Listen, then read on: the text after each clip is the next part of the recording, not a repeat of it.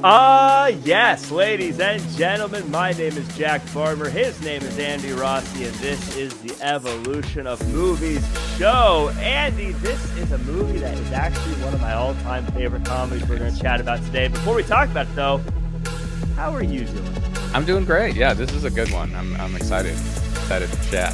I've noticed that you've got the proper facial apparatuses ready to go.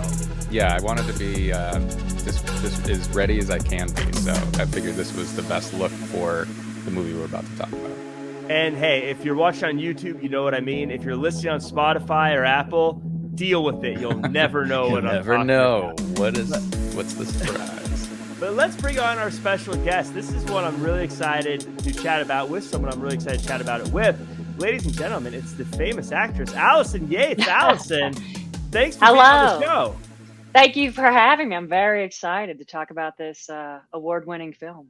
Now, it's highly... Hey, I bet it has. It's critically acclaimed movie. MTV Movie Award. There's definitely critics, for sure. There's definitely critics who give awards who had something to say about this movie. I am 100%, including us. Yes, but Alison...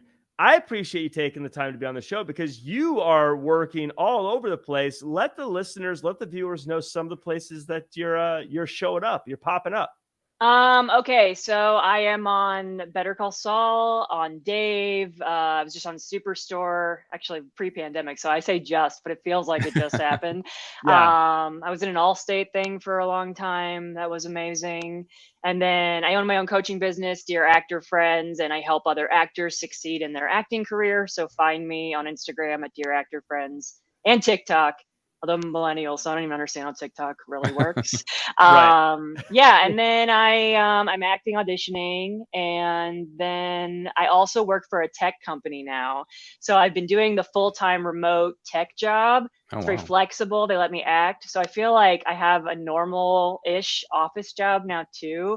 So I'm kind of doing everything, but I work at least 80 hours a week, I feel like, with acting and coaching around the tech stuff. So yeah, she's helped me, that's for sure. Oh, thank you. Yeah, you got repped and everything. So, I did, just because of Alison. Yeah, I know. I love when my clients get agents or book roles and stuff, and I had like a tiny conversation. It just, I don't know. It's your success feels like my success. Highly recommend. Oh, thank you. Very cool. Yeah, you must be busy. You're naming all this stuff that half of it feels like a full-time job on its own. But yes. So I appreciate you just carving out a little chunk of time to talk about a movie that I think has impacted all of our lives in so many ways. But before we get into it, some people are new to the show. Some people haven't seen this show before. So if you are new to the show, this is the Evolution Movie Show.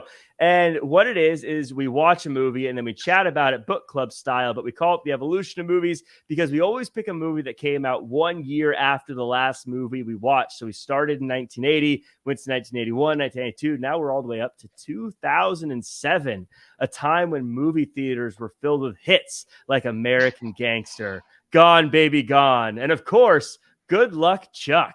But we aren't talking about any of those. We're talking about Hot Rod, a movie IMDb describes as self-proclaimed stuntman Rod Kimball is preparing for the jump of his life to clear 15 buses to raise money for his abusive stepfather, Frank's life-saving heart operation.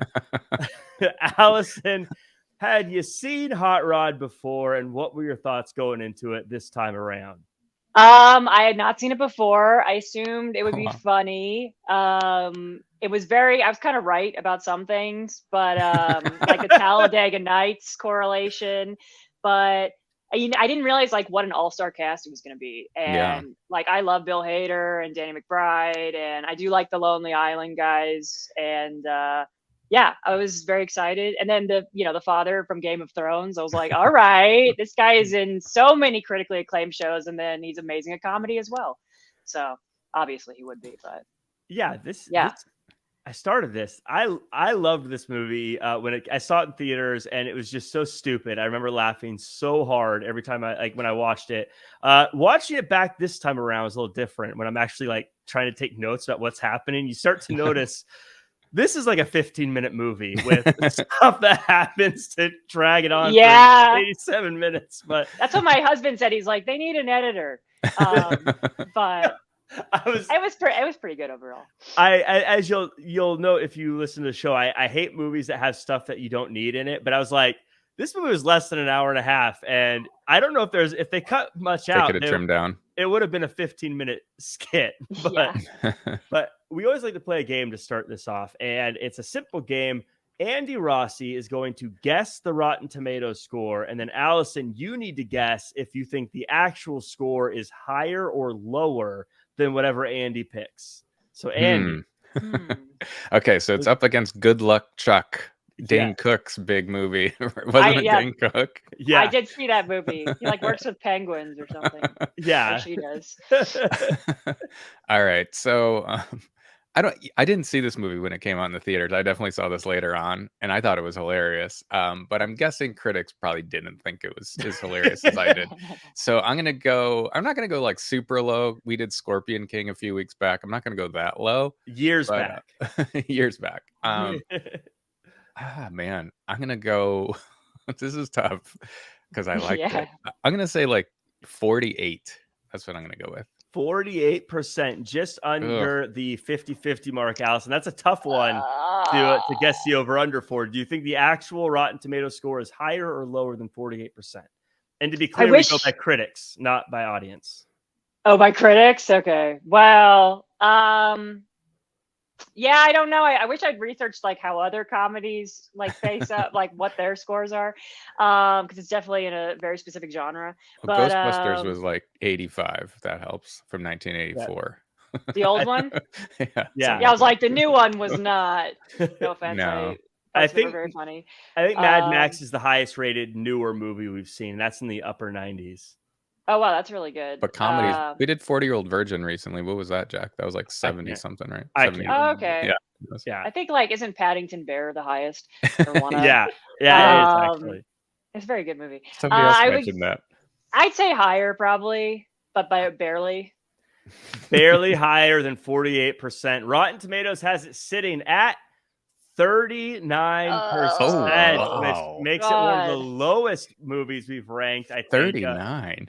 Okay, hanging there with Flash Gordon and Kroll. I think 39 is really bad. That's really low. It is not Hot Rod. Allison, if you looked at the movies, because Andy and I, we pick different movies. We take turns picking. If you took the 5 lowest ranked movies that we've watched, I guarantee I've picked all 3 of them. Yeah. Hey, whatever. It was a fun time. Like I wasn't mad watching it. Yeah. So, yeah. It's a fun movie. It's a good time. And we're going to talk about it. We're going to break it all down. Before we do, thank you to everyone who is listening on Spotify or Apple or iHeartRadio. And thank you to everyone watching on YouTube. Do us a favor, hit like, comment, share, subscribe, all that good stuff. It's a podcast. You got to say all this stuff. So I'm saying it. Like, comment, share, subscribe. Tell your friends about it. Just do it already, you losers. Wow. Jeez. That kind of show, huh? Wow. I don't know. I'm feeling feisty today. I've been drinking green tea all day. Nice. So let's get into the show. A big stunt is about to go down. Rod Kimball is going to jump a truck. So he calls upon the soaring eagle, but it's not enough as the non-reinforced ramp breaks and he crashes terribly. Rod suits up to fight his dad afterwards, and it also goes terribly. His stepdad beats him up and makes him take out the trash, where he sees Denise and asks her to come, and he asked her to come see him jump the pool tomorrow, and that she looks shitty. It's a tough day, so he looks at his dad's old photograph and explains that even though his dad is dead, his stunting and mustaching live on through Rod. Allison, tell us about the world that we are about to live in and the characters that inhabit it. Oh my God. Okay, so It's hard to say. I mean, they seem like high schoolers, but I guess they're like just young adults who are just scraping by and living with their parents. We have a bunch of, I guess, geeks, I would say. And yeah, they really believe in Andy Samberg's character and what Dave is his name, I think. And they support him fully. Rod is Andy Samberg. Dave is Hader. Bill Hader. Yeah. Oh, is his name Rod actually? Okay, because there's one point where I was like, did they just call him Dave? Okay, I guess he just like uses that name when he jumps things. Yeah, I mean, we're gonna watch something where it's very Family Guy-esque in the humor, where they let jokes run for a very, very long time. I would recommend taking an edible before watching this movie to get the full effect. I think it was like designed for that. Seriously, because I did that, and when the cool beans part happened, I was like, "Whoa, this is for me. What's happening?" Cool beans. Yeah, I'm really like, it was very trippy after a while. I was like, "Are they really doing this?" But yeah, it's is it me or? Yeah, it's a buddy comedy, and yeah, it's just gonna be him doing a lot of stunts and prepping to try and save his stepdad so that he can kick his ass. And there's a little bit of a romantic element to it that plays out exactly how you would expect. And they got a villain, Will Arnett. They didn't reinvent the wheel with this love story and these. No, these they characters. did not. In fact, they so much did not reinvent the wheel. Andy, I wanted to pitch to you here. When he sees Denise outside while he's taking out the trash. Maybe it's just me, but I was getting Spider-Man vibes of when Tobey Maguire takes out the trash and he sees Mary Jane outside.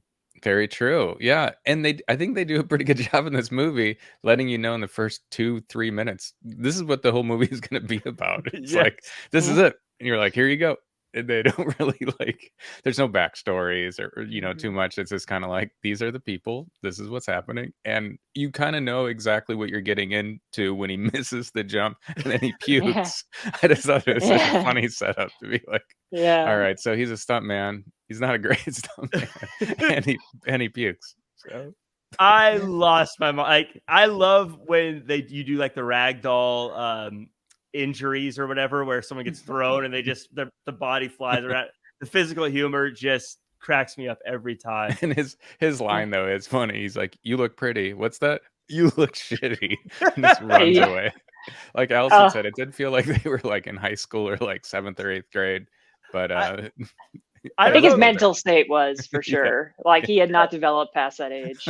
I don't know if it's because I've gotten older since this movie came out, but I never thought of it until this viewing of like, how old are they? Like, what is their actual age? Because they do act like they're in high school, but they're clearly adults. Mm-hmm. Yeah, because they're not going to school in the thing. And yeah, I don't even know if any of them have jobs because they don't really show that at all. Except for, I think Bill Hader says he has to go to work at one point. He works at a bowling alley.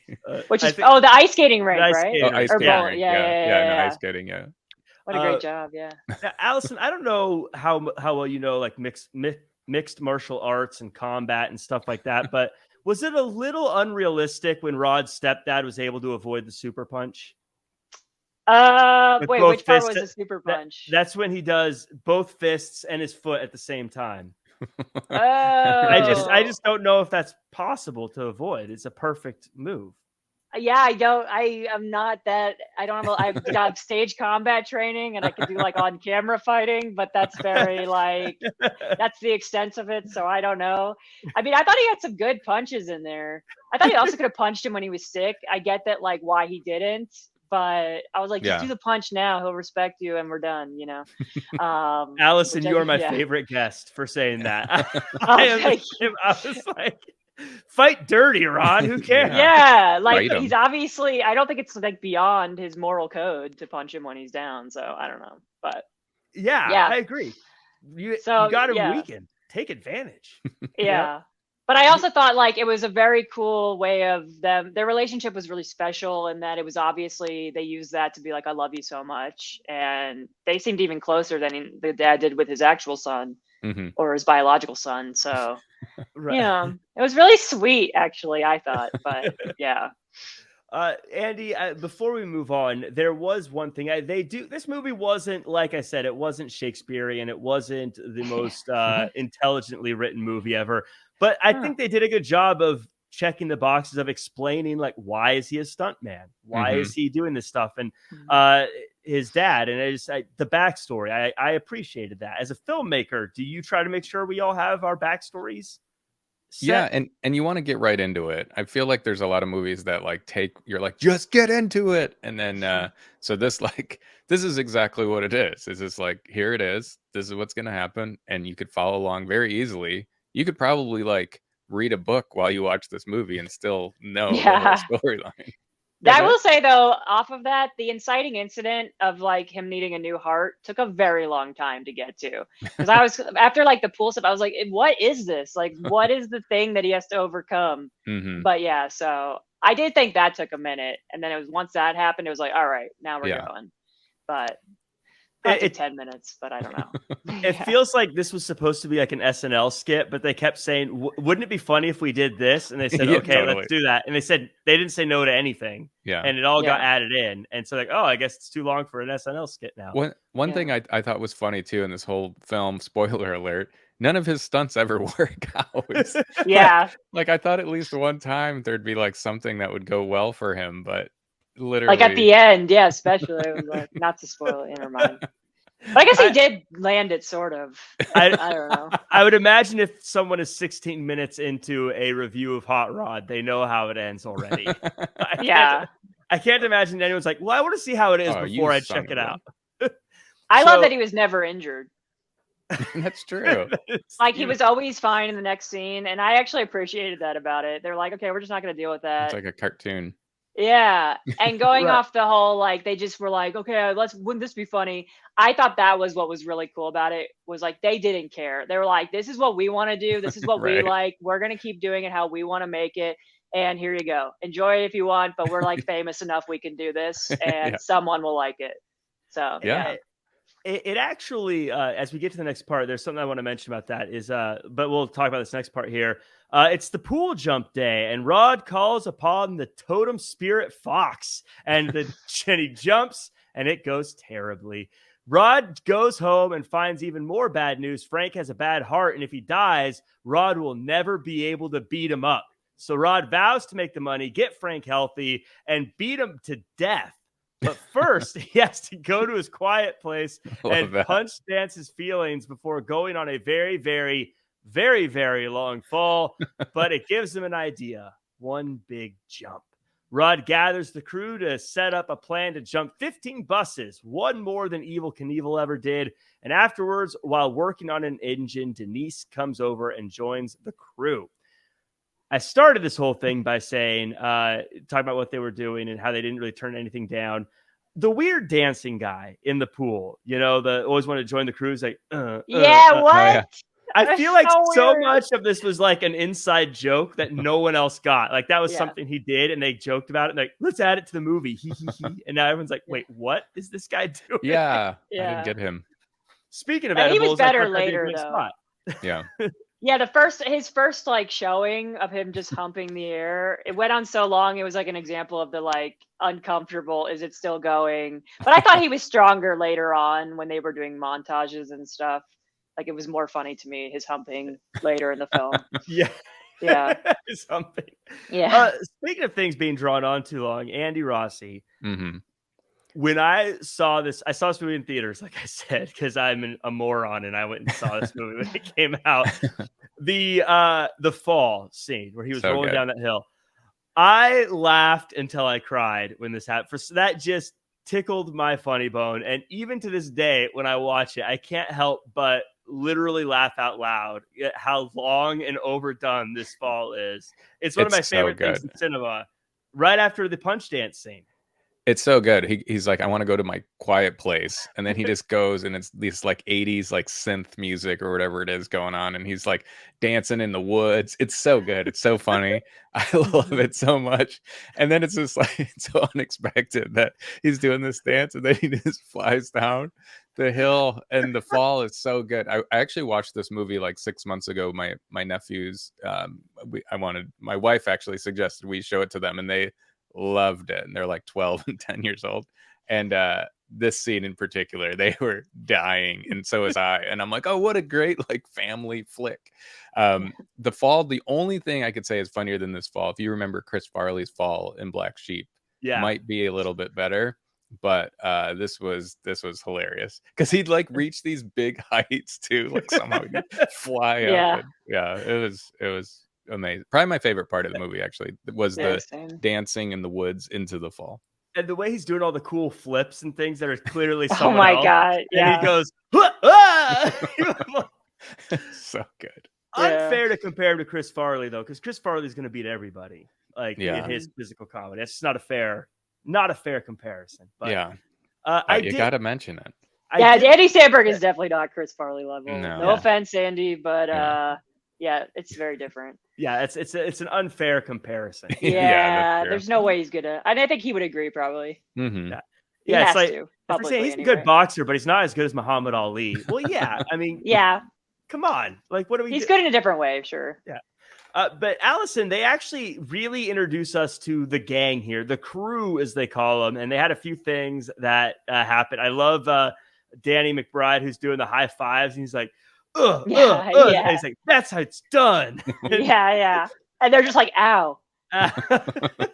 Bill Hader's hair too is so good. And now it's like greasy too. I noticed that. I was like, it's perfectly done, that wig. I don't know. Because it looks like he is the kind of guy that wouldn't shower very often. So I don't know. Yeah. They're all just the creepiest people. Yeah. And does he initiate her by spilling a drink on her foot? Yeah. God, he's just the worst. Like the fact that she just likes him it's just nuts. But Danny McBride, I really like that. If you watch Bob's Burgers, he is Zeke. Like they wear the exact same outfit. They didn't even they are the same character. And I love them dancing in the parking lot in the background. Oh my God. And they're just like good. Doing like any dancing. Dances. The dancing was the best. And like the Woods one, I want to say that's an ode to like Flashdance. And that is Footloose to the max when he's in the factory. Right. Oh, loved it. Totally Footloose. Yeah. That's so funny. Yeah. The dancing you're talking about where they keep throwing the brother into the van, right? They keep pushing him. Oh, it's so good. Funny. Yeah. It's just so dumb. Yeah. Let's talk about that part as we move on. They start training for the big jump by invoking the soul of the bottlenose dolphin and being held underwater. Also by flying down a hill on some skateboard thing and getting hit by a van. Rico green tea rages and takes some guy's hat, and Frank attacks Rod at dinner. While enjoying some slushies and listening to Two of Hearts, Jonathan, who's visiting from the city, shows up, and Denise says he's her boyfriend, breaking Rod's heart. So Rod decides to chat up the girl working at the diner and plans a double date with Denise and Jonathan. Rod gets stood up, but when Jonathan leaves to go hang out with his boys, Rod takes the opportunity to show Denise a picture of his dead dad. There's just so much stuff. Again, more physical comedy is hilarious. All these different physical comedy things. But Andy, we talk about Rico. We talk Danny McBride's character and like Zeke is. I love it when you think this guy's going to come out and reprimand these guys for crashing into his car, and Rico just beats the crap out of him and takes his hat. He's low key like the best character because he says there's a line he says earlier too where they're filling up the pool, and I wrote it down. He says pools are really great for holding water. It's such a stupid line, but he goes off on that guy hitting with a garbage can. It's definitely unexpected. And earlier when he's filling up that pool, I love how he says, how I think Bill Hader's like, I can't remember what advice, he's like, I think sometimes, you need to just like let things go, move on with your life. And he just sprays him with the hose and goes, don't you ever tell me how to live my life. Yeah, so good. Early Danny McBride is like gold. So like Fit Foot Way or whatever. That movie's incredible. He's just he's very like Danny McBride. I don't know how else to explain it. He's just Eastbound and Down. He is that same character, and it just works. It's just so funny. Yes, his delivery too of I also like the party. Like they all keep saying it, then you think, okay, you understand. You're not supposed to say, and I also like the party. And he's like, and I also like the party. He doesn't get it. He's just like, it's kind of like the same thing. Don't tell me what to do. Yeah. I didn't like that bit very much. I like the party. No, I just was like, I don't think this is very funny. But I get why some people would think it's funny. There were just other moments that I appreciated more. But during that, I was like, stop. I get it. The party. Okay. But yeah. It's funny. I love it because as a guy, like, I feel like that's exactly what guys try to say to girls when they're trying to look cool. Is like, I like to party. Oh, that I party. Yeah. And so they all want to say they party, but they don't. I don't think we ever see them party really either. No, and none of them. Well, yeah, you do. They're dancing next to the van. Oh, okay. Yeah. They definitely seem like the kind of dudes that would hang out in front of a convenience store. Like it's very Silent Bob and Jay and whatever. Yeah. I want to ask you about Allison. I want to ask you about Jonathan showing up. Will Arnett. Will Arnett, yes. He is just the perfect douchebag boyfriend. I don't think you could have cast another douchebag boyfriend. He's perfect. It's just what he does. It's like he is that character. I don't know. Arrested Development too. He's such a douche. Yeah. He's got the deepest voice too. You never expect. I've seen him do stuff for years, but every time he talks, he's like, "I'm Will Arnett." Yeah. You get the Will Arnett experience with his voice. He's so good. He really takes advantage of because he's not in the movie much. I guarantee he probably only shot it for 1 or 2 days, and he just like kills it. And they give him a Corvette, which I think is like the perfect car too. Yeah. Just the way he just like talks down to everybody. It's so funny. Yeah, and the younger brother likes it. Yeah. He's like, I thought it was pretty cool, or whatever he said. He's like, a car's overrated. Yeah. Is that what Jonathan drove? That was cool. Yeah, but I mean, he played the villain so well. I mean, you knew exactly who he was immediately, and sexy rich guy. When they're in the restaurant and like, hey, it looks like you got stood up. And he's like, yeah, it's not really a big deal. He's like, good, thanks for letting me off the hook. Yeah. And what does he order? He orders like I thought I wrote it down. A flaming Dr. Pepper. Yeah. I didn't know what that was, but I have no idea. No, I didn't either. A Jaeger bomb, but with Dr. Pepper, I guess. Which is funny again, maybe I'm an old man, but like they were at like an Applebee's or something like. Yeah. So you're getting toasted at Applebee's, but one small line I had to add was from Danny McBride that says, I had that dream where I had to fight 100 wizards, and the only way to beat them is to punch them in their faces. Yeah. The golden moment. I also like in this scene, doesn't Rod ask Isla Fisher's character, who would win in a fight? A grilled cheese and a taco, right? Yeah. And then he sees the fight. It's like a very nice throwback. Yes. Yeah, I was gonna say, they did a good job of laying the groundwork for you to see it. Yeah. That may have been the only groundwork that was laid throughout this entire movie. I guessed them at the restaurant talking about his dead dad. Over and over. I like that he calls him his dead dad. Right. And he prefaces it so amazingly. It was like, hey, have I ever showed you my dead dad? Yeah. Like, why would I want to see your dead dad? He died instantly the next day. And how he says, my dad used to test the stunts to make sure they're safe. Yeah. What a nice job, I guess. Which is that's not a real job. Like, what a silly thing to have. But we are seeing the development of like the love between these two and that kind of stuff. This was kind of one of the more serious bits, I guess, of the movie was that part. But as we continue on, they decide the crew needs to double down on earning money as fast as they can. So they light Rod on fire at his parties. They put him in barrels. They hit him with a washing machine. And also Rod and Denise hang out. They do Tai Chi, and Denise does a move that makes Rod crap his pants. While cleaning the pants, Rod sees Kevin putting together his video. And Rod loves it so much they decide to release it publicly and sell the tickets to the screening. They make enough money from ticket sales to afford the jump. The movie airs, and it's a hit as a comedy. This hurts Rod's feelings, and he destroys the projector, and now he has to pay for the damages and loses all the money that he's earned. At home, Rod's mom confesses that Rod's dad wasn't a stuntman. He was a cashier at a tire shop and died choking on pie. So Rod quits being a stuntman and throws away his mustache. Allison, this is the all hope is lost moment for our hero. Yes. Yeah, it is terrible. Yeah, it's very low point for him. I want to just talk about Sissy Spacek for a second. She has a really nice trope throughout the movie of like just being so uninterested and not caring at all about Andy Samberg. Yeah, I mean, we're at the lowest point. The radio station comes in. Yeah, I don't know. My problem with Andy Samberg is I feel multiple ways about his acting. Obviously, I don't think he is a trained actor. I think like he comes from comedy. He just like the serious moments are really difficult for me with him because it's like, okay, he's fully committed. He really commits on everything. And I will say that's amazing. But I don't know, the goofy faces while being sad, it like kind of ruins it for me. I'm just like, okay, maybe like we could have a realistic moment that we're committed to so that I don't know, we have some empathy for you and you're not this like cartoon thing that I don't really care that your dad is not.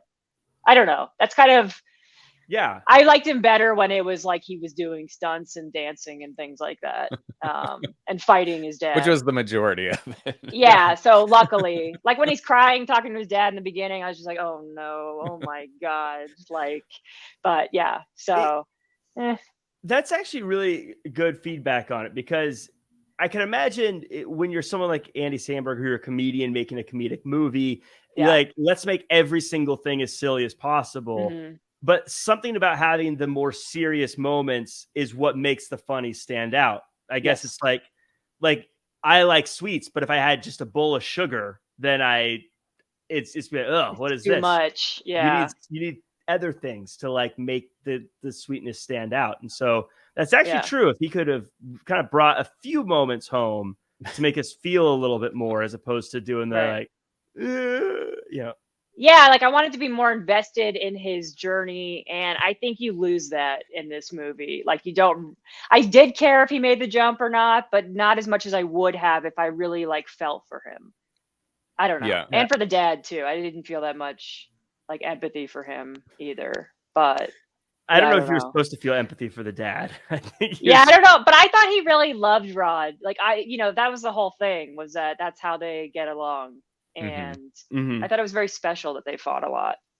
I don't know. Yeah, no, you're right. Yeah. As I'm maybe as I'm older, I do look at it as like he did care about Rod, and he didn't want to just give him the way he wanted Rod to earn a win over him, not just to antagonize him, but because he wanted Rod to accomplish something, as opposed to just going, okay, you got me. I just thought it was so funny that the dad and his actual son, right, is Yorma, right, is the younger brother. Yeah. Which couldn't be more different because that guy was such a tough stepdad. And then his son was watching like dogs hump each other. I know. That was amazing. I was like, oh, he's into bestiality. What a nice little trope about him. I love him though. He's one of my favorite like people in the I think he's my favorite Lonely Island guy for sure. He's so funny. Yeah. He's good in everything. Yeah. It was funny. You could see how old this movie was based on the way they presented videos on the internet. It doesn't feel like this is that old of a movie, but they were like, you uploaded that to the internet? Yeah, it's got a lot of views. And you're like, like you would say today, like a YouTube or something, where they made it seem like even the way it looked on the internet, wow, what is time? I don't know. Yeah, no. I was wondering that a lot. Yeah. Like, I guess it's 90s, maybe like late 90s, because they still had the phones in the bedroom. Yeah. No cell phones. I thought it felt very 80s at first. And then because they were going online, it was like, it has to be at least 90s, I guess. Whenever the internet was invented. I don't. We'll have to ask Al Gore. I can't remember. Actually, I think it's been invented for a really long time. It didn't become like things people could use until like the 90s. But don't quote me on that. But you could have said anything, and I would be like, "Oh yeah, that makes sense." It started in the 1950s. It was a wild time. When Turek or whatever created the first computer, and that's when it started. Yeah. Right. Yeah. Way back then. Immediately after that. Yeah. I don't know. Was that Andy? Oh no, I was just gonna say, kind of like what Allison was saying, how every time he was in a scene with her character's Denise, I think, right? Yeah. It's like a serious thing, like they're doing like Tai Chi or something. It's actually like a nice shot, really nice. It's like this nice romantic thing, and then he's just like, just show me the move where you crap yourself, and she like punches him in the stomach, and he's like, that didn't work. But it's just Yeah. it's so silly because you actually did have like a moment of like, okay, this is like their kind of nice moment. And then they're probably like, Yeah. and then he'll just shit himself. Which I'm fine with him shitting himself. I actually liked that moment because it felt more So grounded. funny. And when he's doing it and the guy's rubbing oil on him at one point, I thought that was hilarious. I really was liked good. that moment a lot. Because he's a tough-looking guy, but he was doing it sensually at the same time. Yes, Like- yeah. Yeah, him like walking forward and then it's like, oh, and he's much older. Yeah, that was great. Yeah. That it had kind of like a Naked Gun kind of vibe to it at points. Like that part I thought was like that. And then just that silly part where he's Rod is running out the door, he slams it and the glass breaks. Yeah. I was actually gonna bring that up next. I was like, I'm genuinely sorry. Yeah. There were also a lot of like the co-star day player roles, like when the EMTs were leaving and he's like, I give him, 2 months max. And the other guy's like, don't be so insensitive, Bob. Like, I just thought they gave so many really strong lines to the day player parts and gonna look great on their reels. But they had so many tiny bits that it was like, oh, that was a really good land. But you would have missed it if you weren't paying attention. It's the other part I just want to say as far as small lines was when they blows up in that I don't know what they were trying to do, but he's in like the tower and it blows up. And afterwards he's like, you're a terrible stunt man. He's like, what? I can't. Yeah. Like, I can hear you. It's just really mean. Yeah, that was a great part. Yeah. Yeah. That's an example of what goes on and on. It didn't go that long, and it just works. Like it just lands randomly. Yeah. But like when he's fighting the dad through the fence and everything, and that just goes on forever. I mean, that's what I thought about Family Guy, because that's like him fighting the chicken. Yeah. Right. And you're like, is this gonna end? It's still going. And so then you laugh again. Yeah. So we get back to the movie as a normal person. Rod's grocery shopping at a liquor store and he lets down his friends. Then he gets hit by a van. Later that night, Dave calls because he has a chunk of metal in his head. While going to the hospital, Dave says it's dumb to give up on being a stuntman. Also, Dave says Rod has a mountain for a face.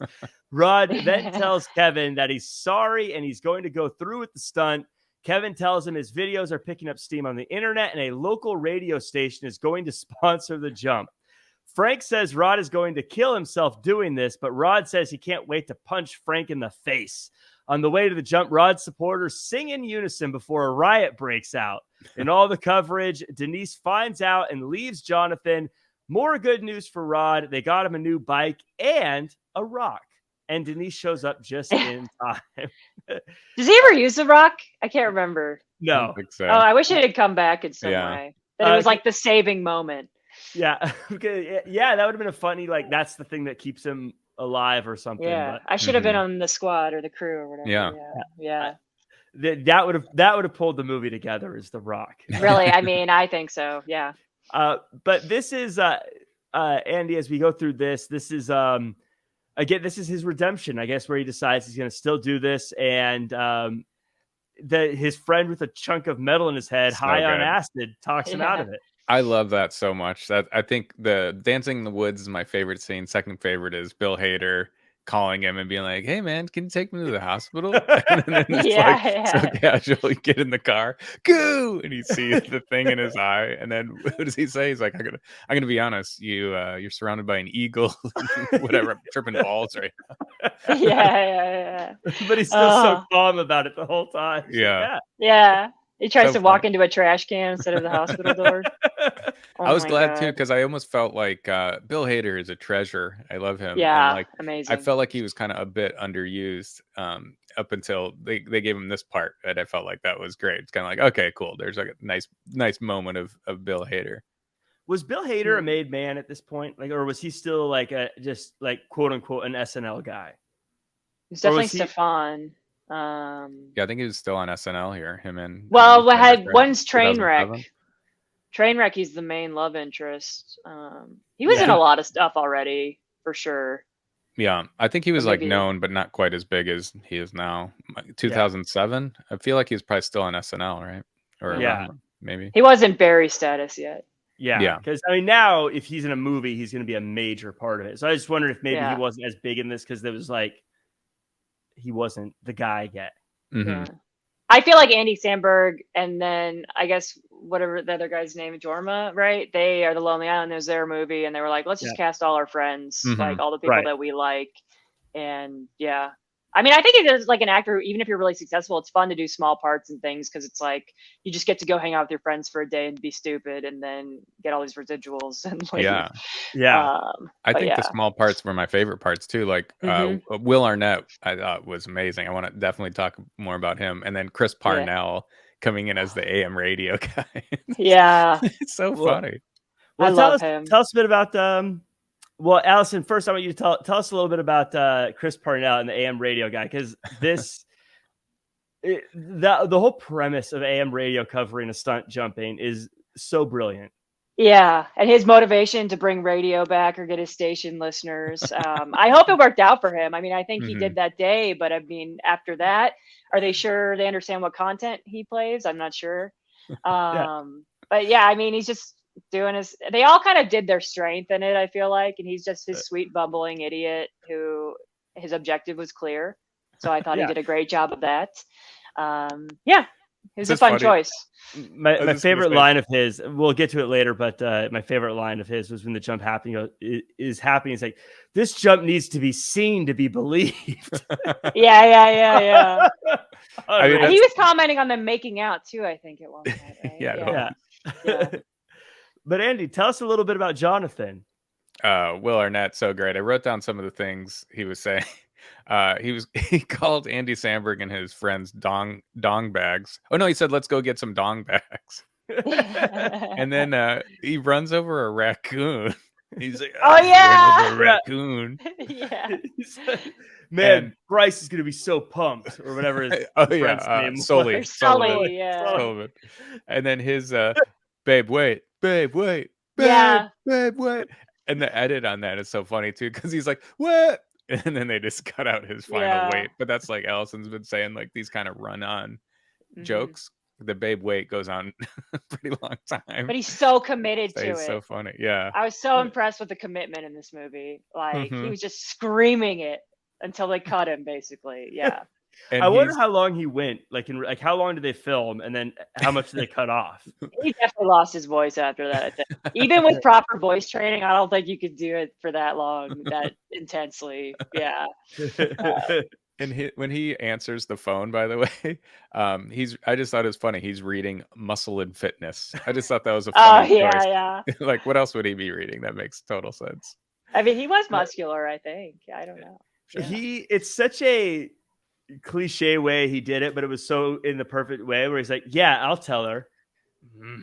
Yeah, I know. It's like, obviously he's not going to. Had to be he's so like, fun wrong number. Who was it? Wrong number. So evil. But talking about muscles, we should also, I noticed Andy Samberg is so jacked in this movie. He is, yeah. He definitely was probably not when he first got on SNL. I was like, this is the celebrity. Yeah. He definitely had to get the trainer and the diet going. He's probably hoping this would pivot him to like other roles and things like that, which I guess he did, but I feel like he just makes his own movies. Yeah, which I think is ideal, probably, right? I don't know, very creative, but yeah, he should be like in the Marvel universe or something. He'd be like a Paul Rudd. Yeah, he could be an Ant-Man. Yeah, I don't know that he's definitely. I don't know. Paul Rudd is a very, very strong actor, so I think there's a slight difference. You're not really taking Paul Rudd's job. No, America's sweetheart, you know. Yeah, especially because he never ages. So even if you're a young actor hoping to be the next Ant-Man, not happening. He's going to be there forever. He looks good, doesn't he? Oh my God, I don't know anyone who doesn't like Paul Rudd. You have to be like, I don't know, crazy. Yeah, a psychopath. Speaking of likable men, Chris Parnell again. I was just thinking his tattoo was ridiculous too. He's like, see the tattoo here, it's peeing on the FM radio and it's whatever it is. And I like too, I was looking closely too, the way he pulled up his shirt, like there was no way that was his body, because he like pulled up just a little bit of skin, but like the whole thing was like, but I thought that could have been a funny choice that make him like jacked or something, or like like his body is all jacked up. But I forget what he says. He says, I'd like to think that he's waking up in the morning and I forget what it is, his urethra, something ridiculous, but his delivery is just so funny. And up here is the AM radio, safe and sound. Yeah. This is so silly. Yeah, it looked like the Calvin and Hobbes, right? Yeah, totally. Yeah. Which were pretty popular at the time, I think, or they were at one Yeah. point very popular. The P whole and movie Calvin. is like references. I felt like they were just Yeah. like, we love this thing, we love this thing, and then they just put it all together. Yeah. I had a big issue with him having a new bike for the jump. I just think, I'm not a motocross expert, but wouldn't you want to be used to your bike if you're doing a jump Yeah. like that? And he clearly wasn't. You know, he was like starting and stuff. I don't know. That just like, I'm always like, I think about weird logistics when I watch things, and that really bothered me that he was riding a new bike for the first time to do this terrifying jump. But you know, Yeah. The realism got to me in this movie also. I know. I'm like, this is not logical. Come on. Wait a minute. Yeah. I didn't like it for a different reason. I didn't like that this was the bike that got him through the lean times. This was the bike that was there for him. And he cast it aside like a gift rock as soon as a new one shows up. And he's like, oh, now I'm on this new one. What happened to the old bike? The old bike was what got him there. It should have been the old bike's jump. Yeah. I had another bike issue. That's another logistical issue. Is I thought when he took the trash out in the beginning that the bike had been stolen because he left it on the driveway in the beginning. I don't know. He kept leaving it outside, and then it would be gone the next time he goes outside. And I was like, "Where is this bike? Let's take care of the bike." He'd be in the garage. There's no bike. I don't know. I had a big issue with like him just leaving it places. I don't know, but that's silly. That's but, that's the adult watching it. Going, someone's going to steal your bike. As Andy Samberg in this movie, when he was clearly 13 years old in this movie. Yeah. You don't think about it. Yeah. One last thing before we're getting to the end of the movie here, though, is one of my favorite parts is Bill Hader being like, "I'm so nervous for you. Everyone is so nervous for you." Yeah. Like, what an unhelpful thing to say. A perfect joke. Yeah. But we get to the end, and Rod calls on all the animals: eagle, fox, bottlenose dolphin, octopus, house cat, and goes for the jump. He guns it. He flies. The fireworks go off. And like an angelic angel of Angelville, he soars like an angel, but he crashes terribly. After a vision of a grilled cheese versus a taco, Rod is able to fight to his feet and walk it off like his high school gym coach would have told him to. And they get the $50,000 needed to save Frank.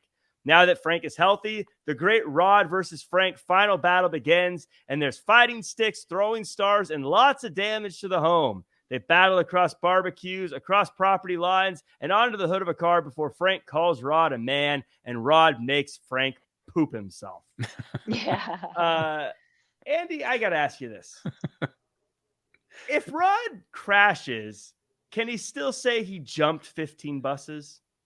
Because he technically did go over the buses, but he did not. Do you need to land it to say you jumped it? I think you just got an asterisk on it. Like he jumped it, asterisk. That was part, like a Barry Bonds thing. Yeah. That part is so funny though, because you're like, wow, he's actually really doing it. And then they pan out and he's floating. Separate. He's literally floating over the bike. So funny. I love that they didn't have him like get back on the bike or anything either. He just wipes out and crashes terribly. Horrifically. They make you feel like he's going to, though. They make you feel like he's going to complete it, and then they make you feel like he's going to jump back on the bike. Mm-hmm. I think he did do it, though. He got up, right? He cleared the jump, and he didn't die. So, like... That's a win. Good for him. Yeah, he made it. So he is the world's greatest stuntman, because he beat Evel Knievel. And one of the first YouTube stars, for sure. At least. Yeah. At the very least. He's got a lot of followers, I bet, at this point. The part's so funny, though, the way, for one, they bring back the taco and the grilled cheese, which is so silly. And then Ebenezer Scrooge has a cameo out of nowhere. Yeah. That was an edible moment, I think, where... You just have. Wait, I don't know if I remember the Scrooge part. It happened really quick. Was it in heaven? No, it was he came out of one of the buses. Yeah. He just like the driver's side, he sticks like Ebenezer Scrooge with he's like cooked goose for everyone. Oh yeah. I remember the goose. Yeah. What? Yeah. I liked the animals that he was calling on because it Yeah. was, the Animorphs book series when we were kids. Yeah. Yeah. I was like, this is Animorphs. And one other animal reference I loved is when they did the pool thing and he was in his wetsuit and he had the dolphin necklace. Like, I just thought that was Oh. like the perfect detail. I don't know, makeup, wardrobe. I thought they were on their game in this movie. They actually were. That part Yeah. was so fun. I forgot about that part when they hold him underwater. Yeah. And he's like dying. Yeah. He's And like, his did it look sister- like we were making out? After he throws up on her. Yeah. I love the sister in that scene is like, do you want some lemonade? Yes, don't even ask. He's like Yeah. yelling at his sister. And no, it's grape juice, which is even weirder. I felt like it's another example of like a one-line character that crushed it. She was Yeah. so perfectly cast. Yeah. She looked so good. Now she just stood there and stared. She might have stole the movie for me at that point. Yeah, she I was great. like, incredible. It was, just all these little things about them were hilarious. We get to the end though, Allison, and you have mentioned it. They get this fight scene, Yes. and it goes on for a little bit. But at the end, he makes Frank poop. Did you like the conclusion of this thing? Yeah, I liked that he finally called him a man and that the Tai Chi moment came back and that he retained that just from having it done once to him. Very Kill Bill-ish, I guess. Yeah, I mean, I liked it. Yeah, it did feel like it abruptly ended. Didn't it end like right after that? It did, Yeah. yeah. I was like, let's see him and like the Elsa Fisher girl, like, I don't know, go on a date or walk into the sunset or something. Right. It was weird. I wanted it to keep going. Like, I was just like, oh, whoa, it's already done? Okay. But yeah, I thought it was surprising that he won the fight, especially since his heart was 30 times stronger or something at that point. Right. But yeah, it was nice. I thought it had to end that way. He has to have some win, Right. So when going back to Chris Parnell, Andy, one of my favorite lines of the movie, very similar to one I said earlier, but he says, when people hear me describing this jump, they'll know that AM radio is a viable source of information and entertainment. I'm so was there more? Well, there was the other thing I was going to add was it was going to be on the news, but they were like, we'd air the jump, but an AM radio station has exclusive rights. Yeah. Like it could have been a bigger deal, but this AM radio station took it. And nobody cared really. Can't even see it. Yeah. Well, I'm so glad you mentioned Chris Parnell because that was what I wanted to bring up at the end. Do you notice he's there at the end? He's at the fight with the dad and Andy Samberg. And I was kind of like, wait, what's he doing there? Oh, they really? don't really. Yeah, he's there at the party. He's dressed up all nice, like just hanging out. Yeah. I'm like, whoa. I guess that's the partying. Yeah. So I guess is Chris Parnell part of the crew? He likes the party too. I guess they brought everybody in, yeah. I guarantee it was like they filmed both those scenes the same day or something, and they're like, "Hey, you're here. Why don't you just, whatever." Yeah. I could see.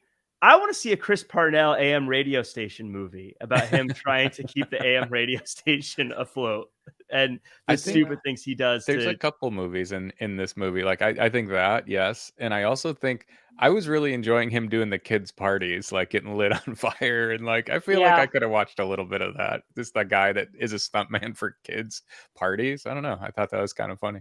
Andy, I don't know how to break this to you, but that is literally the movie we just watched. Well, it's not for little kids though. He was doing it. He was doing big stunts for everyone. I just want him to go to these tiny little houses. Yeah. I wonder if it's like the Party Princess Girls where the actors do as a side job. Like that. This is a side job that probably this movie inspired people to do.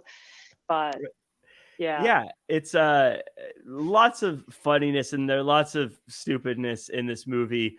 I enjoy it.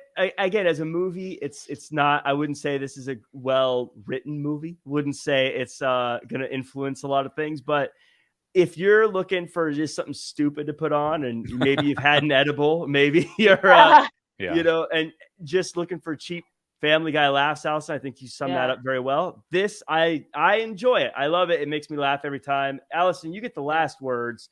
But Oh, so God. Andy, what did you think of this movie? Kind of overall thoughts? Yeah, totally agree with what you're saying. So I rented this off Amazon, and I share an account with my dad, so I got to Venmo him when I rent something. And my dad's like, "Should I check this one out?" I go, "No, we shouldn't. I don't think you'll like it at all." But then I watched it, like I said, with my nephews who loved it. So I feel like it's like a great family movie for probably your like younger, family members. But super funny, super silly, and easily digestible. You don't have. Yes. It's not like a Christopher Nolan movie or something. You Yeah. can walk in like 20 minutes into the movie and leave 20 minutes before the end of the movie and still feel like you got a good experience out of it. Yeah. But Allison, we're saying positive things. What do you have to say? Final thoughts on Hot Rod? I enjoyed it. I wasn't annoyed to watch it. It was a good time overall. I think some of the comedy is not necessarily what I'm excited by, but overall, I think it was.